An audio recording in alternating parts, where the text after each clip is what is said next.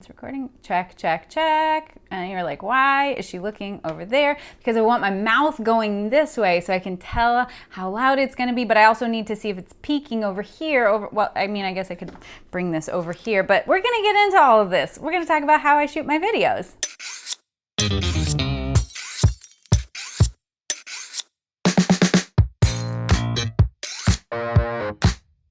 What's shakin' bacon? I'm Joni Simon. Welcome to my studio. This is where I do food photography. So if you're into that, you go ahead and hit the subscribe button. And today, and for the next 3 weeks, we are talking all about videos, from how I shoot my videos here in the studio, the lighting, the audio, the cameras, everything in between. Next week, we're gonna get more into the workflow and editing side of things. And then the final week, we're really gonna go into the planning side of things, the storytelling, and how you make an effective video. So if you are interested in that and you want to jump into the world of video, then you stick around. So real quick, I need to jump on my big giant soapbox that if you have been thinking about starting a YouTube channel, you've been wanting to get into video, which I highly recommend. I think that video is so relevant today. I think it's such a powerful tool for your business and a creative outlet. But if you are just getting started and you have not proven it to yourself that you're actually going to stick with this and do this, do not run out and buy a bunch of gear, because I have seen people do this. They go, well, Joni's got this successful channel and she's got all these things going on and her videos look so great, so I need to go buy all this stuff. And they go sink like several thousand, I've seen people do this, go buy several $1,000s worth of equipment and 6 months later have still not created any videos. And that breaks my heart. Like, I just do not want to see you do that. So very first, when you're starting out, do what I did. You start with your cell phone. Start with what you have. My first videos were literally me just holding the camera in selfie mode, editing everything on my phone in iMovie. It was not complicated. It got it started. I mean, now those videos are hilarious to watch, but that's where you got to start. So please, please, please promise me you will not go out and buy a bunch of gear that you don't know if you will need or you will even use, okay? It's all right? All right, so let's go ahead and jump on into the gear and the setups and everything that I'm using here to film my videos. So as far as the camera is concerned, for the past year, I have been shooting everything, all of these main wide shots on my Canon 5D Mark IV, which I absolutely adore, and shooting with the 50mm f1.4 Sigma art lens. And you go, holy Moses, Joni, that's like $5,000 worth of equipment right there. I know, that's why I'm saying don't start there. But if you are shooting with a DSLR camera, I think that a 50mm lens like the f1.8 Nifty 50, that's going to be like 125, 150 bucks, is a really great way to go and perfect for the talking head stuff. The reason that I love the 50mm for shots like this one that you're seeing right now is because it gives you a really true picture of the subject. That if we were to shoot this with a wider angle lens, like a 24 or a 14, then that would sort of widen the picture and widen me. And so I would like to look like, you know, my true self or better. And so you're gonna get that kind of picture with a 50mm. But then why I wouldn't go with like 100mm for a shot like this is because then the camera has to be really far away in order to get the same sort of picture, right? And that's a question that comes up a lot, is how do you decide where to position the camera relative to the subject? Well, I say think about it just the same way that you think about framing a still image. That if I was taking a picture of me, like this video is taking a picture of me right now, I want to, you know, keep my subject in a central position. So I'm right here, right in the middle. And then that my head is kind of like a third of the way down from the top of the frame, but there's still what we call enough headroom up here so it's not, you know, chopping off my head, but it feels very natural for me to kind of fill the frame, but not overly so. But some of that is very stylistic and very personal. You know, I see like Casey Neistat, he's like all up in it and he's cropping his head, but that's kind of his style and his energy. So it's really kind of up to you and the kind of style of a video that you're going for. But so then when we get into the food videos, like the hands and pans videos, the lenses that I use there, I primarily use for the overhead shots. Sometimes I'll use the 50, and if you've got a 50, then that's a great place to start. But I really love having a 24 to 70mm f2.8. Now the f2.8 1.8 doesn't really matter as much for an overhead shot because I do want a wider depth of field and capture more of the action that's going on. So like at f5, f7, but that 24 to 70 millimeter zoom lens enables me to zoom in and zoom out depending on how I want to frame the subject, especially when I have got that camera mounted overhead. So just having that flexibility without having to move the C-stand up or down is really nice. And then when I'm shooting the hands and pans videos, sometimes I'll go in for like a really nice, tasty, tight shot, like maybe pulling the pizza up out of the pan and you get that cheese, or you're drizzling something, you want that really tight, nice, like close-up shot, then a 100 millimeter macro lens is gonna be my go-to for something like that. And generally I'll have that on my DSLR mounted on a tripod on the side. So now that brings us to the topic of tripods, because of course I do all of this filming all by myself. There's no crew, there's nobody else running around. Ryan took the kids to school. I'm here by myself. And so I have my 5D Mark IV currently mounted on my Manfrotto tripod with the ball head that I absolutely love. It's got that grip on it, so it's easy to kind of maneuver and change around. I love this tripod, but certainly you don't have to go spend an arm and a leg. But I will say I've had this tripod now for the better part of 2 years, and it gets daily use here in the studio.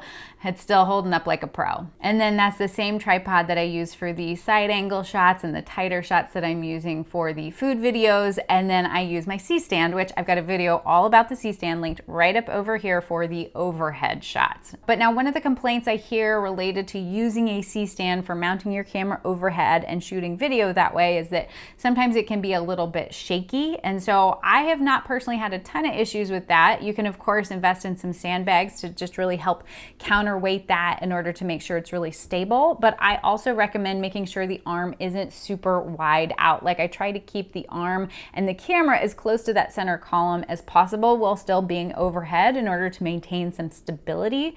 But then I also shoot everything, these videos included, tethered to my laptop. So I'm not actually touching the camera. Once the camera is in place, all of the action is then happening in terms of changing settings and adjusting things right here on the laptop. And I've got a video all about tethering, so if you've missed that, it's right up over here. But as you can see, I'm tethered right now. Here I am, but it's great. I can just double check all of my settings, see what's going on, make sure everything's recording, making sure that the focus is properly placed right on my face, because when we're talking about people, we want the eyes to be in focus. That's where our eyes want to go, so that's what needs to be in focus. And what's nice about shooting tethered too is that then once I'm done here, then I can just close out of the program and it will automatically download everything into the folder where I keep all of my footage for my video editing process, which we'll get into in the next video. I think I'm talking extra fast today. I'm sorry, I'm just super excited.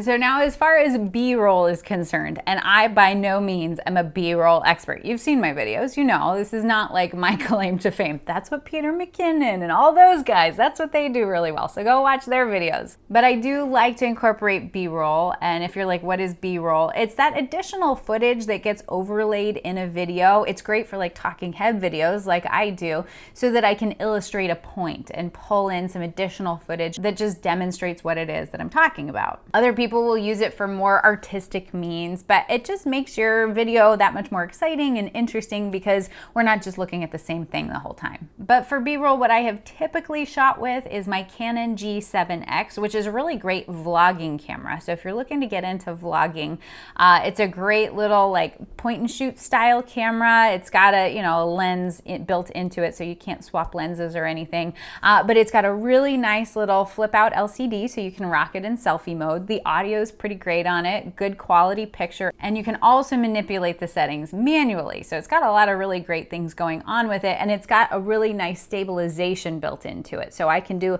a sweeping shot of something and it does a really great job of making that really nice and smooth. But of course, recently I did see the GoPro Hero 7 Black, or whatever order you say that in, and I got it because I was like, that stabilization looks amazing. It's what it was built for. It's just supposed to be super duper smooth, and it is. And it is a great little camera. It's pretty nifty. It's a lot of fun. I can't wait to go take it out to like a water park or out skiing and get some of those action shots. I will say from a software standpoint, it is a little buggy. Like it just suddenly decides it's out of juice in terms of the battery and it won't recognize the memory card. But I'm sure those things will improve as we get some additional software updates. But one of the limitations of it, just in terms of the style of the video and B-roll that I like to create, is that it is a pretty wide angle. Now you can kind of narrow that a bit, but it's not going to get you those really nice, tasty, delicious type food shots that I absolutely love. So depending on the kind of framing and the kind of work that you're doing, it may be great, it may not be great. So just fair warning there. But then sometimes if the batteries are dead on everything and like, I just don't want to hassle with it, I'll use my cell phone for the B-roll. Cell phone does a great job at B-roll. So that's pretty much all the cameras that I use. So now let's talk about the audio. So currently I'm wearing a lav mic. So here's the little microphone right here. I try to not to mess with it because you're going to hear it all. And it is got a little battery pack that's got a little receiver that then talks to the other half of it, and this is by Audio-Technica. I've had this for about 3 years. It still works great. I've actually got a set of 2 of these. Now what I will say is that when I've got 2 people and I've got both of them going, I do have issues with the levels. Part of that is I am not an audio expert. I'm just going to put that right out there. But when you're working by yourself and your solo game, this actually works super duper great and I love it, and not super expensive for what it is. Of course, microphones can get crazy expensive. But yep, it just talks wirelessly here to this little receiver. And then I've got that hooked up here into the Zoom H6 handy recorder. I love this thing. I've had this for years. I used it, of course, over on my previous YouTube channel, as well as the lav mics. But then this Zoom was also then the brains of the operation behind my podcast, which I had for several years prior to that. So this thing has recorded at this point. I mean, we've got what, 50 episodes on this channel, 200 episodes on that other channel, 300 podcast interviews. This thing has been through the ringer and it still works like a champ. So now you may be wondering, okay, how does this talk to the camera so that the audio and video are together? And actually, they don't. I record these completely separately and then I join them up together in post, which just takes a couple clicks, and I will show you how to do that next week. But audio is absolutely so important when it comes to video. Do not underestimate the importance of quality audio. There have been studies run that actually people will watch videos longer if they've got better quality audio versus better quality video. So you could visually have a great looking video, but the audio sucks, people won't stick around. Whereas a video that may not visually look the best, but has great audio, people are more inclined to stick around because we really process, for the most part, for those of us with hearing, can process those videos easier because there's less resistance going on there. So if you sound like you're in a cave, or it sounds like super echoey, or there's some challenges related to the audio, that's gonna turn the audience off. So certainly if you dig into the world of video and you really wanna take it to the next level, be sure to take care of your audio. All right, now it is time to talk about the light, which everybody is so excited about. This is the one thing I get so many questions about. And so I light my videos the same way I light my photos, for the most part, with one single light. I like to keep things simple. So what you are seeing right now is all being provided from one light. There is no natural light going on. During my video filming, what I do is I close all the shades. Even if it's light outside, I just close all the shades and I turn off all the overhead lights, and I rely on this one single light. And that light is the Westcott LED Flex Mat. That's the 2x2. And I love this light. I have talked about this light before. It is fabulous. It's beautiful. It has a high CRI, so that color rendering index is, I can't remember the exact number, but it is over 92, so that means it's a really quality color of light. It looks very natural. We're not going to have issues with green or magenta casts to it. It's an LED, so it also runs cool, so I can have this going for hours and hours and hours, and it is not hot at all. It is really nice and lovely in this room right now. And because it is a higher quality LED, we don't have any issues with flicker, that I have a really nice continuous light happening and it's not distracting at all. But if you're now like, oh my gosh, I gotta go buy this light, and you Google it and you look on B&H and you go, oh my gosh, she spent how much on that light? I know. I know. It is not reasonable for anybody just starting out to buy this light. Now, if you are doing professional video production and you have a business and you're making money and you're continuing on this timeline and you want something that is super reliable and fantastic, great quality, I highly recommend this light. It's fabulous. I love it. It has paid for itself many times over in the work that I do.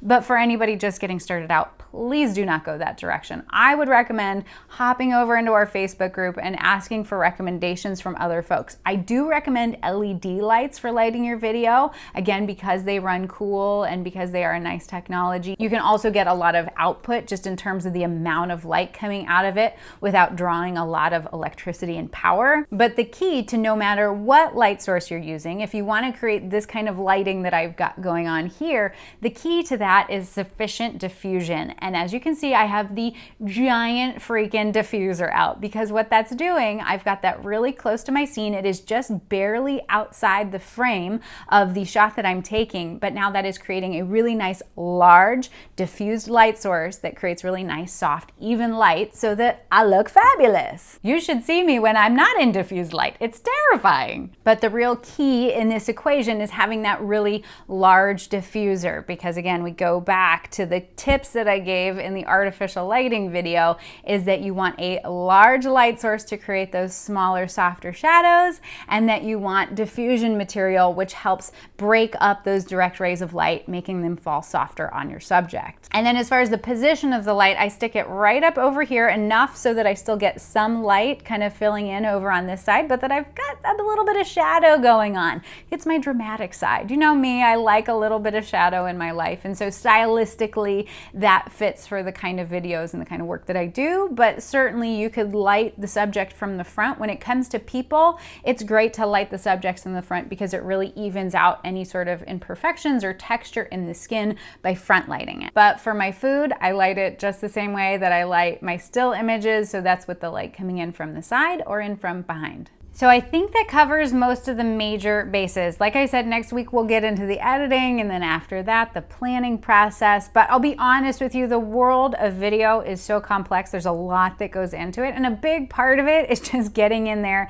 and doing the work. But one recommendation that I will make is if you are at a place where you have the financial means to invest in a course and want to jumpstart your video work, the course that I took was from the Blog Village, from Jennifer and Trevor over there. They are experts in this arena. They absolutely have an amazing course.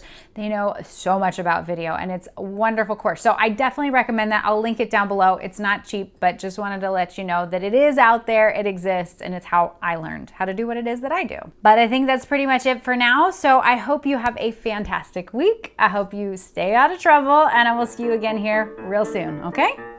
Bye. I've got eggnog in my coffee, non-alcoholic, of course, but I love eggnog. Do you like eggnog? I love it. So it's best to film video with a completely blank memory card because I've had to start and stop several times because I keep putting half-filled memory cards in the camera. Not smart, Simon. Not helpful for time savings. I made homemade eggnog once, and then I didn't make it again because I don't want to know what goes into this stuff. It is not good for you. It tastes so good.